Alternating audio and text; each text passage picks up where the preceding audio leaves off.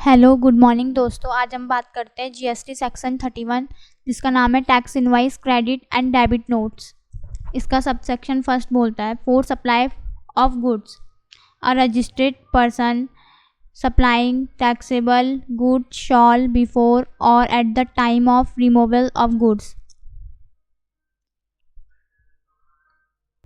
अगर कोई registered person किसी को टैक्सेबल गुड्स यानी कि जिसमें जीएसटी लगता है वो वाले गुड्स सेल करता है किसी कस्टमर को, तो उस केस में उसको एक टैक्स इनवाइस बनाना होता है और ये टैक्स इनवाइस बनाना ज़रूरी होता है।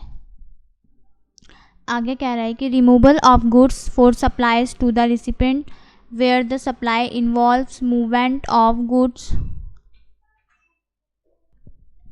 इसका मतलब है अगर कोई माल को आप ट्रांसपोर्ट के द्वारा भेजते हो तो भेजने से पहले आपको एक टैक्स इनवाइस बनाना ज़रूरी है। अगर आप ट्रांसपोर्ट के द्वारा माल को एक जगह से दूसरी जगह भेज रहे हो तो भी आपको टैक्स इनवाइस बनाना ज़रूरी है। अब हम बात करते हैं B, delivery of goods or making available there to the recipient in any other case. इसमें कह रहा है कि अगर आप किसी गुड्स को ट्रांसपोर्ट के द्वारा नहीं भेजते हो, यानी कि कोई कस्टमर है वे अपने यूज़ के लिए या सेल करने के लिए गुड्स को ख़रीद रहा है, तो वे अपना आप उस गुड्स को लेने जाता है, यानी कि उसमें कोई ट्रांसपोर्ट इंक्लूड नहीं है, तब भी आपको एक टैक्स इनवाइस बनाना होगा। इसमें कह रहा है कि अगर हम कोई माल ट्रांसपोर्ट के ज़रिए नहीं भेजते हैं, यानी कि अगर कोई परचेज़र अपने लिए सामान ख़रीद रहा है या सेल करने के लिए सामान ख़रीद रहा है तो वो उस सामान को अपना आप लेने जाता है, उसमें ट्रांसपोर्ट के द्वारा एक जगह से दूसरी जगह पे नहीं भेजते हैं, तो भी आपको एक टैक्स इनवाइस बनाना ज़रूरी है। अब हम बात करते हैं for supplies of service sub section 31 का second. A registered person supplying taxable service shall issue a tax invoice before or after the provision of service, but within a prescribed period, showing the description, value, tax charge, and other particulars. और जो ये tax invoice बनाना होता है उसमें आपको description of service, value और tax include रहता है। सेक्शन 31 का 3, reverse charge cases where the tax is payable on reverse charge basis the receipt shall issue an invoice in respect of goods और service. इसमें कह रहा है कुछ मामलों में जीएसटी का पेमेंट सेलर नहीं करता है बल्कि परचेज़र करता है, जो सामान खरीदता है वे जीएसटी का पेमेंट करता है, तो इसे ही रिवर्स चार्ज केस कहते हैं, यानी कि इसको आरसीएम भी कहा जाता है। अगर गुड्स या सर्विस किसी अनरजिस्टर्ड पर्सन से ख़रीदी गई हो तो परचेज़र को खुद एक इनवाइस क्रिएट करना पड़ता है, और जब परचेज़र सप्लायर को कोई पेमेंट करता है तो उसे एक पेमेंट वाउचर भी बनाना होता है। आइए हम इसे एक एग्ज़ाम्पल के थ्रू समझते हैं। आप मान लो आप एक रजिस्टर्ड पर्सन हो और आपने किसी अनरजिस्टर्ड पर्सन से 10,000 की सर्विस ली है। अब उससे सर्विस लेते समय आपने एक जीएसटी जमा करने की जो जिम्मेदारी होती है वो आपकी रहती है, यानी कि परचेज़र की रहती है।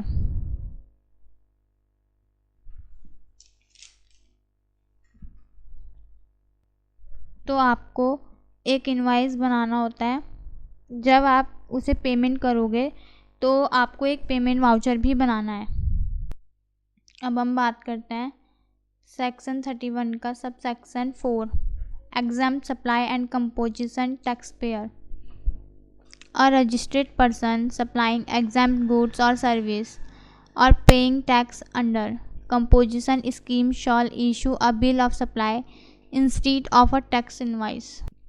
इसमें कहता है कि अगर कोई रजिस्टर्ड पर्सन ऐसे गुड्स और सर्विस प्रोवाइड करवाता है जो एग्जाम सप्लाइड हो, यानी कि जिस पे जीएसटी नहीं लगता हो,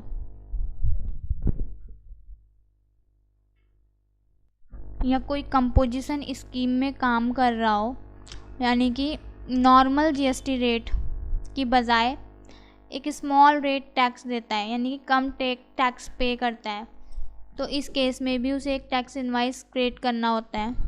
उसकी जगह उसे बिल ऑफ सप्लाई बनाना होता है, यानी कि टैक्स इनवाइस नहीं बनाना होता है कंपोजिशन स्कीम वालों को, उनको एक बिल ऑफ सप्लाई बनाना होता है जिसमें सेलर का नाम रहता है, जीएसटी नंबर रहता है, गुड्स और सर्विस की डिस्क्रिप्शन रहती है, बिल नंबर, सीरियल नंबर वगैरह रहता है, परचेज़र का नाम, जीएसटी नंबर, क्वांटिटी वगैरह रहती है। अब हम बात करते हैं सेक्शन 31 का sub section 5 credit and debit notes.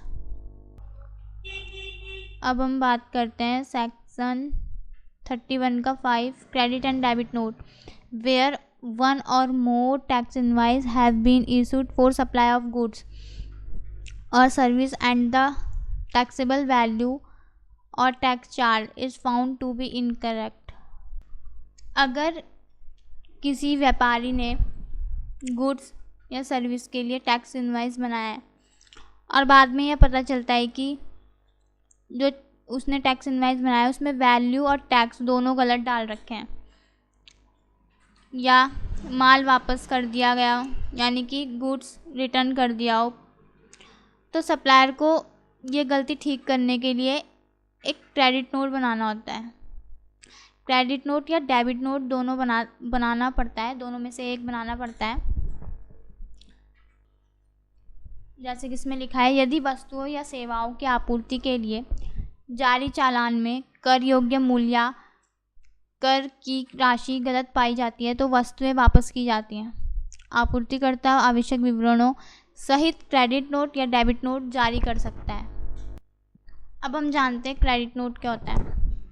एक credit note is a document issued by a seller, यानी कि supplier, to the buyer recipient when the seller needs to reduce the amount payable by the buyer under an earlier invoice. इसमें कह रहा है कि जब कोई ग्राहक को पैसा वापस देना पड़ता है, किसी ग्राहक को अपना पैसा वापस देना पड़ता है, या वो गुड्स वापस करता है, जब ग्राहक को पैसा वापस देना पड़े, यानी कि जब सप्लायर को कस्टमर का पैसा वापस करना हो, ग्राहक ने सामान वापस किया, इस केस में हमें सप्लायर जो हम हैं वो सप्लायर हैं, उसे क्रेडिट नोट बनाना होता है। अब हम बात करते हैं, एक एग्जांपल लेके इसे समझते हैं।